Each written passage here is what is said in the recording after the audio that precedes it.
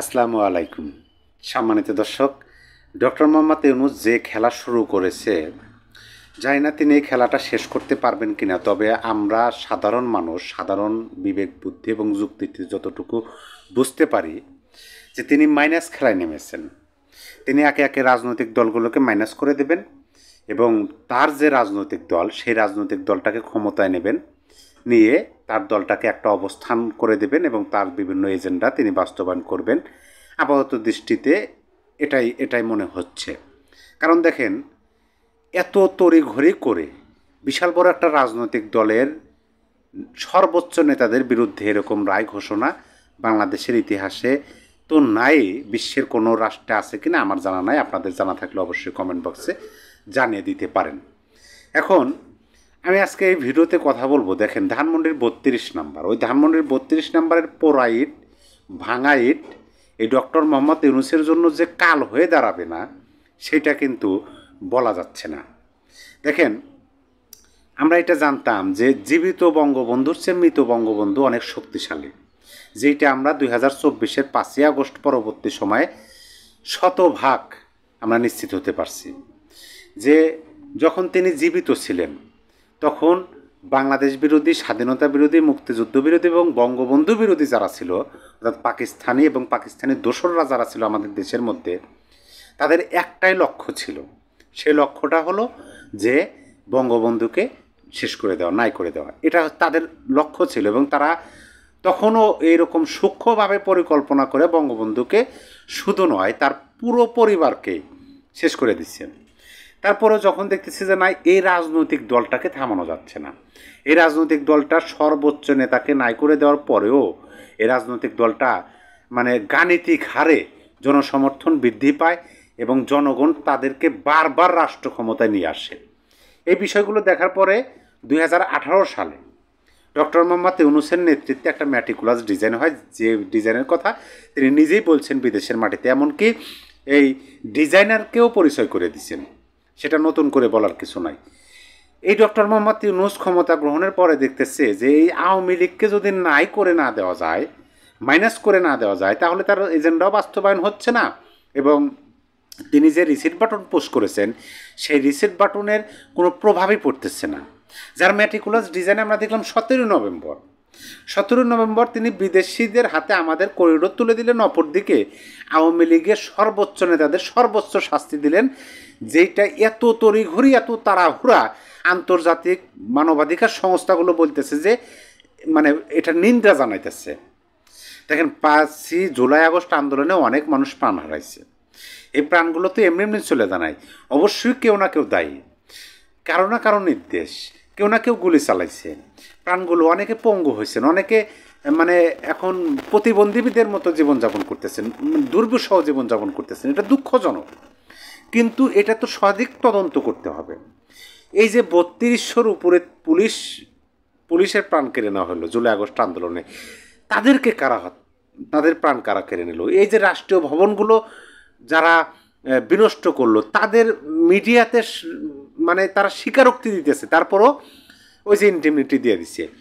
এইটার মূল বিষয় হলো যে এই দলটাকে নাই করে দেওয়া। এখন আসেন ধানমন্ডির 32 নাম্বার, এই যে স্বাধীনতা বিরোধী যারা আছে, মানে পাকিস্তানের দোসর, ওই যে বলে না যে পাকিস্তানিদের বীজ, পাকিস্তানি কোনো একজন সেনা কর্মকর্তা বা আমি নামটাই মুহূর্তে বলতে পারতেছি না, বলছিলেন যে তারা বাংলাদেশ পূর্ব পাকিস্তানকে তাদের মধ্যে রাখতে পারে না, ঠিক আছে, কিন্তু তারা যে বীজটা রেখে গেছে দুদিন আগের পরে তাদেরই লাভ হবে, এর ধরনের বক্তব্য নাকি দিয়েছিলেন, যেটার আমরা বর্তমানে কার্যকলাপে আমরা দেখতে পাই।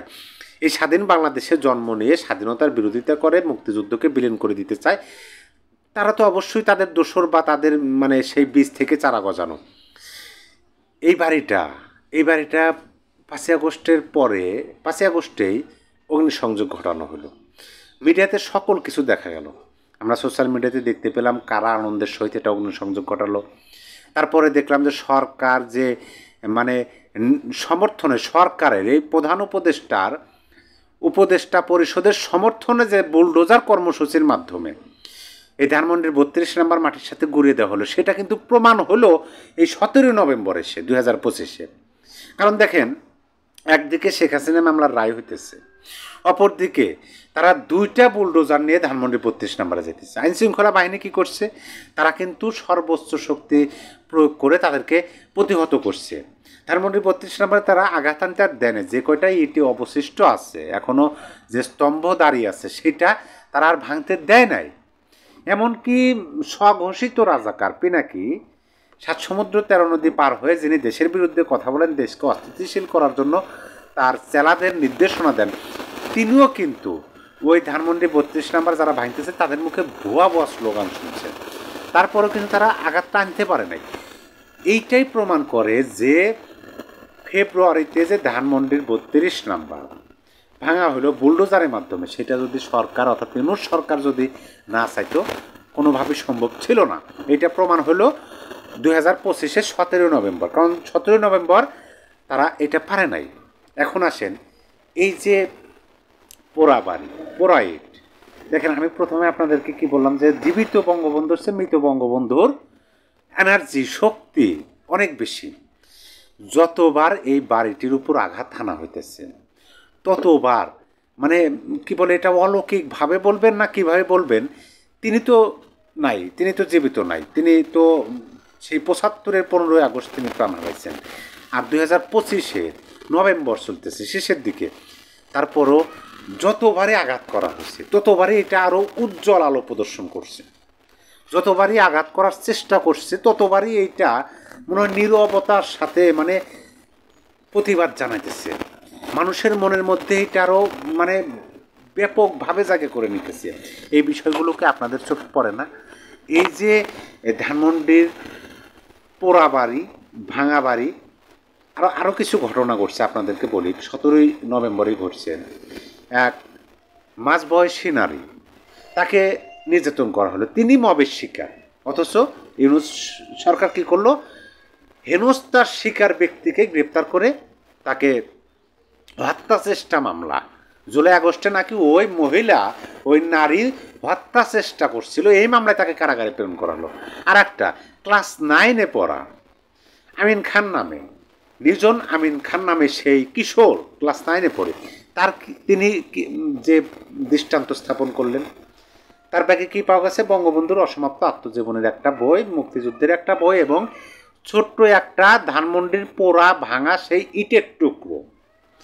এই জন্য তাকে কি করলো, গ্রেপ্তার করলো ইউনূস সরকার। পরবর্তীতে তাকে ওই নিজন আমিন খানের মায়ের মুসেলিকার মাধ্যমে তাকে ছেড়ে দিচ্ছে। তারপরে তিনি যে বক্তব্যটা দিচ্ছেন দেশব্যাপী ভাইরাল হচ্ছে না, হয়েছে। এই যে আপনি দেখেন সেই আপনার 15ই আগস্ট দেখেন 2025, সেখানে 100 বৎসর মানে 100 বছর বয়সী তারও বেশি বৃদ্ধ তিনি গেছেন, সেখানে গিয়ে বঙ্গবন্ধুকে শ্রদ্ধা জানাইতেছেন, তাকে হেনস্থা করালো।